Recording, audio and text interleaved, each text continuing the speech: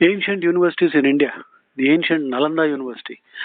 Nalanda is an ancient center of higher learning in Bihar from 427 to 1197. Nalanda was established in the 5th century AD in Bihar, founded in 427, not far from what is today the southern border of Nepal. It survived till 1197. It was devoted to Buddhist studies, but it was also training students in fine arts, medicine, mathematics, astronomy, politics, and art of war. The center had eight separate compounds, 10 temples, meditation halls, classrooms, lakes, and parks. It had a nine-story library where monks meticulously copied books and documents so that individual scholars could have their own collections. It had dormitories for students, perhaps a first for the educational institution, housing 10,000 students in the university's heyday and providing accommodations for 2,000 professors. The Nalanda University attracted pupils and scholars from Korea, Japan, China, Tibet, Indonesia, Persia and Turkey. A half-hour bus ride from Rajgir is Nalanda, the site of the world's first university. Nalanda was the world's first university. Although the site was a pilgrimage destination from the 1st century AD, it had links with the Buddha, as he often came here, and two of his chief disciples, Sariputra and Moggallana, came from this area. The large stupa is known as Sariputra Stupa, marking the spot not only where his relics are entombed, but where he was supposedly born. The site has a number of small monasteries where the monks lived and studied. Many of them were rebuilt over the centuries. We are told that one of the cells belonged to Naropa, who was instrumental in bringing Buddhism to Tibet, along with such Nalanda luminaries as Shantirakshita and Padmasambhava. A small opening in the cell revealed a tiny room where Naropa supposedly meditated. Nalanda's main importance comes from its Buddhist roots as a center of learning. Huinsang, the famous pilgrim from China, came here and studied and taught for 5 years in the 7th century. Huinsang studied and taught for 5 years in the 7th century AD. Nalanda University at that time had over 10,000 students and 3,000 teachers. For some 700 years between the 5th and 12th centuries, Nalanda was the center of scholarship and Buddhist studies in the ancient world. A great fire wiped out the library of over 9 million manuscripts. Just imagine, 9 million, 90 lakh manuscripts. And at the beginning of the 12th century, the Muslim invader Bakhtiyar Khilji sacked the university. It was in the 1860s that the great archaeologist Alexander Cunningham identified the site as the Nalanda University, and in 1915-16, the Archaeological Survey of India began excavations of the site.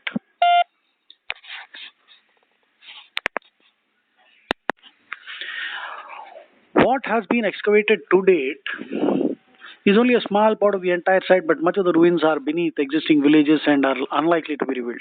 The present site is well maintained and very pleasant to visit. Across the street is a small museum with some excellent Buddhist statues, and about a kilometer away is a temple dedicated to Huinsang. Nearby are the International Center for Buddhist Studies and Navanalanda Mahi Vihara, set up for the research of Buddhism. So, what has been excavated till date is only a very minuscule part of the entire site. So now you can see the ruins there if we go there. And the ancient Takshashila University. Takshashila was an early Buddhist center of learning. According to available references, it is dated back to at least 5th century BC. Some scholars date it back to 6th century BC. Takshashila is described in some detail in Jataka tales also. Around the 5th century AD, that is where the Jataka tales were written. It became a noted center of learning at least several centuries before Christ and continued to attract students until the destruction of the city in 5th century AD. Takshashila is perhaps best known because of its association with Chanakya, Takshashila. The famous treatise Arthashastra, the knowledge of economics, by Chanakya is said to have been composed in Takshashila itself. Kautilya or Chanakya, the Mauryan Emperor Chandragupta, and the Ayurvedic healer Charaka studied at Takshashila. Generally, a student entered Takshashila at the age of 16. The Vedas in the 18 arts, which included archery, hunting, elephant roar, were taught in addition to its law school, medical school, and school of military science. The ruins of Takshashila contain buildings and Buddhist stupas located over a large area. The main ruins of Takshashila are divided into three major cities, each belong to a distinct time period. The oldest of these is Hathial area, which yielded surface shards similar to burnished redwares recovered from early phases of Charsadda and may date between 6th century BC and the late 2nd millennium BC. Bhir Mound dates from 6th century BC. The second city of Takshila is located in Sarkap, Sirkap, and was built by Greco-Bactrian kings in the 2nd century BC. The third and last city of Takshila is Sirsuk and relates to the Kushan kings. In addition to the ruins of the city, a number of Buddhist monasteries and stupas also belong to the Takshashila area. Some of the important ruins of this category include the ruins of the stupa at Dharmarajika, the monastery at Jaulian, the monastery at Mohra Muradu, in addition to the number of stupas. Legend has it that Taksha, an ancient king who ruled a kingdom called Taksha Khanda, the modern Tashkent, founded the city of Takshashila. However, Sanskrit Takshashila appears to contain the suffix Shila, stone, with the prefix Taksha, alluding to Taksha, the son of Bharata and Mandavi, as related in Ramayana. Bharata's son was Taksha, and Bharata's wife was Mandavi in Ramayana. So in the Mahabharata, again, the Kuru heir Parikshit was enthroned at Takshashila. According to tradition, the Mahabharata was first recited at Takshashila by Vaishampayana, a disciple of Vyasa at the behest of the seer Vyasa himself, at the Sarpasatra Yajna, the snake sacrifice ceremony of Parikshit's son Janmejaya. According to one theory propounded by Damodar Dharmand Koshambi, Takshashila is related to Takshaka, carpenter, and is an alternative name for the Nagas of ancient India. According to scattered references which were fixed a millennium later, it may be dated back to at least 5th century BC. There is some disagreement about whether Takshashila can be considered a university. While some consider Takshashila to be an early university or center of higher education, others do not consider it a university in the modern sense, in contrast to the later Nalanda University. Takshila is described in some detail in Jataka tales written in Sri Lanka around 5th century CE. Takshila is considered a place of religious and historical sanctity by Hindus and Buddhists. The former do so not only because in its time Takshashila was the seat of Vedic learning, but also because the strategist Chanakya, the great thinker and philosopher, and the true Indian visionary, who later helped consolidate the empire of Emperor Chandragupta Maurya, was a senior teacher here. The institution is very significant in Buddhist tradition since it is believed that Mahayana sect of Buddhism took shape here.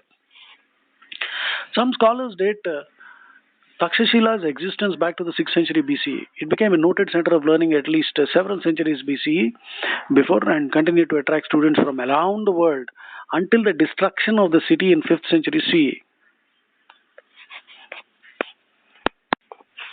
Other universities that existed in India, one in Bihar is Odantapuri, circa 550 to 1040.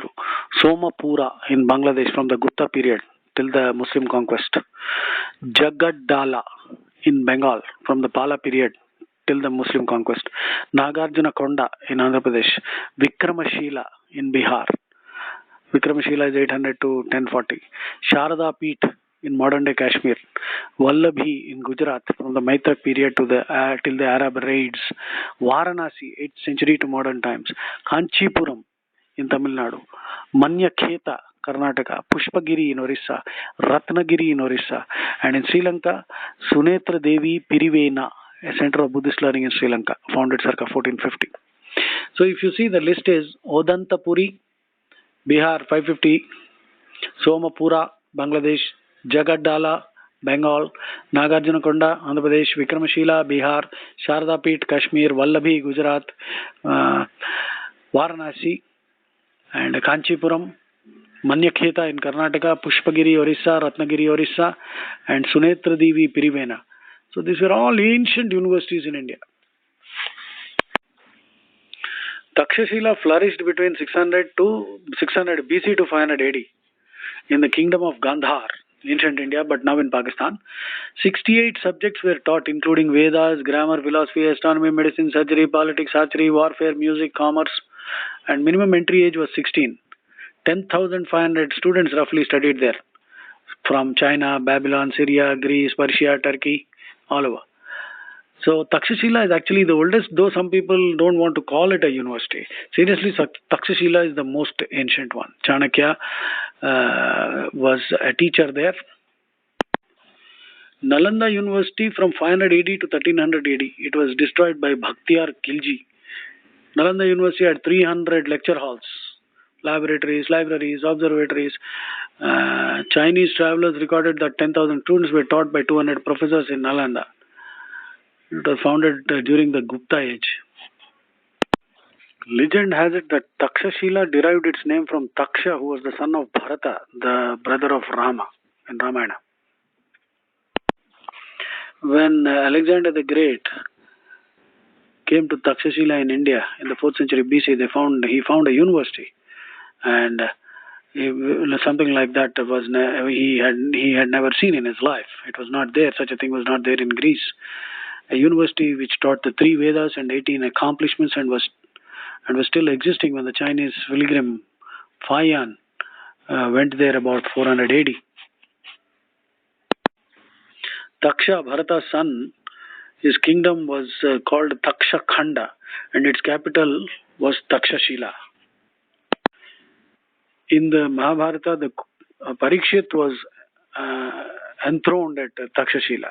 The grandson of Arjuna, Parikshit, was coronated at Takshashila. And it's believed that Mahabharata was first recited at Takshashila by Vaishampayana at the snake sacrifice. Takshashila, some say, was established in 700 BC, and it's about 50 kilometers west of Rawalpindi in Pakistan. 50 kilometers west of Rawalpindi in Pakistan. In the Vayu Purana, Takshashila is traced to Taksha, the son of Bharata, even in the Ramayana. And Takshashila is mentioned in the Mahabharata, citing Dhaumya as one of the acharyas. Panini, the famous Sanskrit grammarian, Chanakya, Charaka, and Chandragupta Maurya were products of this university. It gained importance during the reign of Kanishka. The Ardhashastra by Chanakya was composed in Takshashila itself. For 800 years, Takshashila was operational. Takshashila was severely damaged by the Hephthalite invasions during the 7th century, and it was gradually abandoned by its inhabitants.